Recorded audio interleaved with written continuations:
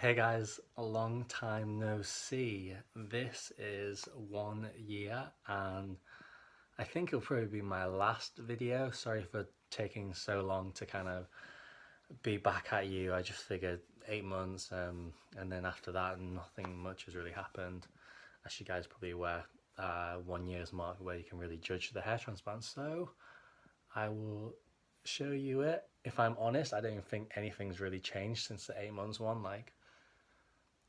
You kind of have to just, I don't know really, when you really get one, I guess you kind of expect you're going to have like Zac Efron hair or whatever, but you just have to realize that when you get a transplant, it's not going to look like what you see on the TV and stuff. And most of the time, it's just all about lighting as well. But I'm still happy with how I got it done. I got a haircut. I was actually growing my hair, and I just decided to get it cut because it's starting to get summer now as well. Yeah, so here is the top. Here is the side.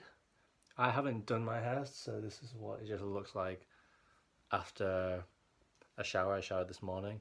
So that's kind of what it looks like. When you style it, obviously it looks thicker. As you can see, like the top of it is still slowly thinning, the part behind my hair transplant, I guess. But apart from that, I mean, pretty happy with it. What was interesting is when I got the transplant done, the doctor, what he said to me was that, or the surgeon, that when he was looking at the hairline, so let's just zoom in a little bit.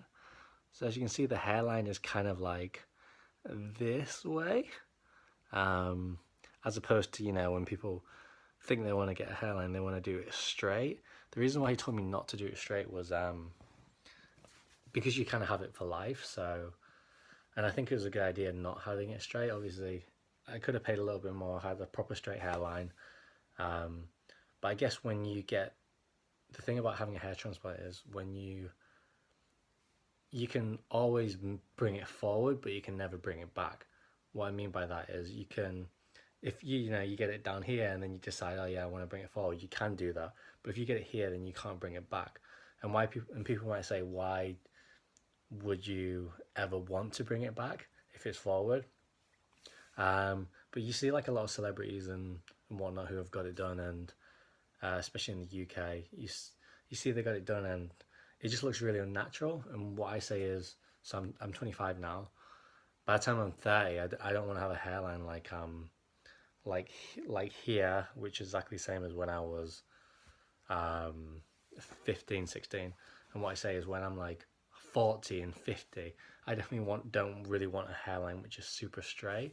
The reason is, you don't look your age, if that makes sense. Like, it doesn't really look. The whole point of surgery is for people not to know, and it's supposed to look natural. So that's why I'm kind of happy with it, because nobody knows. Obviously, I told a few people, kind of thing, but besides that, no one really knows. So I'm super happy with it, if I'm honest with you. I thought it would kind of thicken up. I don't really know if it has, if I'm honest with you. It's good because now I can just have this hairstyle, I guess. Sometimes I do it down and like look a bit more kind of Korean-esque with it. So I literally just got my haircut. It was longer before, and I got it cut yesterday. So I guess that's why it kind of looks lighter. But yeah, and then on the back there's nothing really. Sorry, excuse my hand. Nothing really to show from it. There's no scars or anything like that. It's weird because you kind of like, when you get a haircut, you can tell who's really a good hairdresser and who's really not a good hairdresser, because the really, really good ones have kind of not called me out, but well, actually they pretty much called me out. They was like, yeah, you've had a hair transplant, but they said like, that mine looks pretty good, so I'll take that, I guess. And then the ones who don't really say a thing, you kind of think, are you even a hairdresser? Because I mean, I guess that shows that it's good because it kind of looks natural, but at the same time, hairdressers can tell certain things, especially if they've been doing it for like 10 years and they've cut other people's hair, who's transplanted hairs and whatnot. And also I watched a really interesting video. I can't remember what the guy is called, but he basically said about, I think it's like something Tillman, I can't remember anyway, but he basically starts talking about how the front hair, when you get a hair transplant, they should be the single, they should have the kind of single hairs where you can get singles, doubles, triples, if you saw my kind of procedure video. So you should, at the front you should get the single ones, and then at the back you should get double ones. So that was an interesting video. But yeah, I guess this is my last video, so there you go. Overall happy with the hair transplant. Will I get another one? Maybe in like year and a half, 2 years. I guess let's see how the rest of the top goes. I wash my hair twice a week. Try not to go overboard. On top of that, I've not been really wearing a hat as much.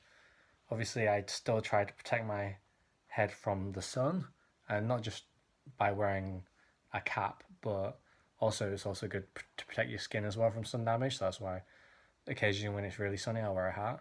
But now it's just good again because, like, it doesn't look like I've had a hair transplant. That's kind of what I wanted. I can wear like the clothes I want to do and just think about more like fashion and style and that kind of thing as well. So yeah, that is pretty much it. Again, I don't take anything. I mean, biotin every now and again. I don't take minoxidil or finasteride or whatever it's called, all that kind of stuff. I mean, I spoke to some people and obviously it works for them, but for me, when I did took it, like I said in my previous videos, it caused like the bad side effects, so I just decided to not take it again. I mean, you can look at the side effects if you can read about it if you want. But yeah, that is everything. I will try my best to answer the comments as well. If you guys want to ask where I got it done in Vancouver, by Dr. Wong, who is Dr. Jerry Wong, who's a really good surgeon. Did it at the Hassan and Wong, it's called. So yeah, there you go.